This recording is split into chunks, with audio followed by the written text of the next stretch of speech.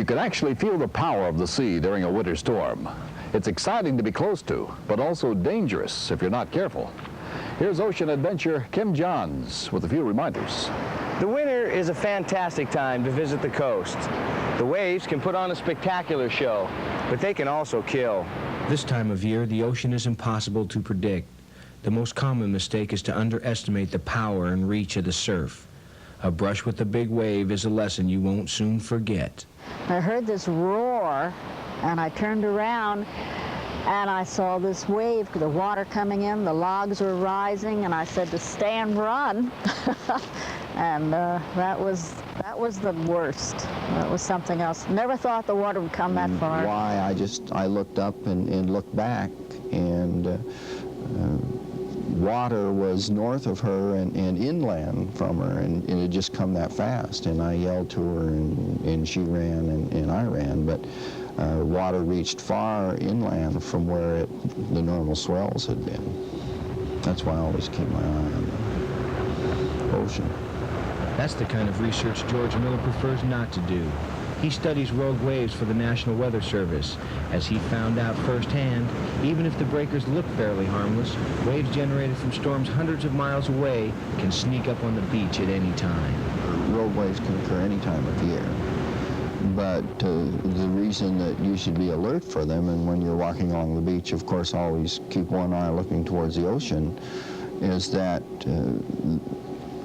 swells can be generated from 2 or 3 or 4 different sources, and say swells might be generated from somewhere in the Aleutians, and swells generated from someplace north or east of Hawaii or something, and they move out of that particular area, and where they may come together, you increase the amplitude of the particular wave, and it's virtually unpredictable.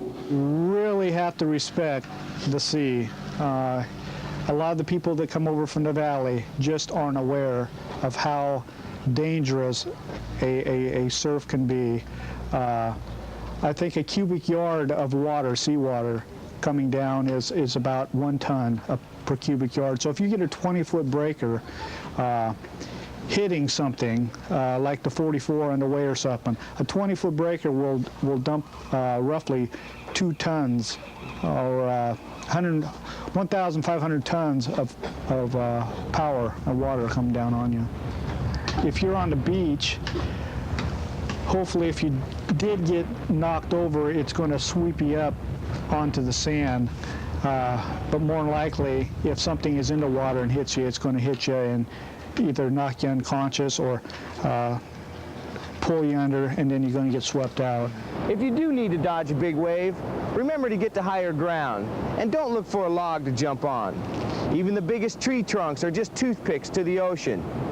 A small piece of driftwood like this can weigh hundreds of pounds and can crush you with a single blow. So if you see a log in the surf, stay away. If you want to watch an angry ocean, take some advice from the Coast Guard. They see firsthand what the sea is capable of. Stay away from the surf line, any surf line, anywhere, anytime there's a storm, anywhere on the Oregon coast. There's vantage points, viewpoints all up and down the coast, but they're designated places, and that's where they should adhere to. Don't go out somewhere where there's nobody else, nobody can see you. Use these viewpoints. That's what they're there for. After a big storm, the smokers can be as exciting as fireworks on the 4th of July. So this winter, come on down and watch the show, but do it from a safe distance. For the Oregon Coast Show, I'm Kim Johns.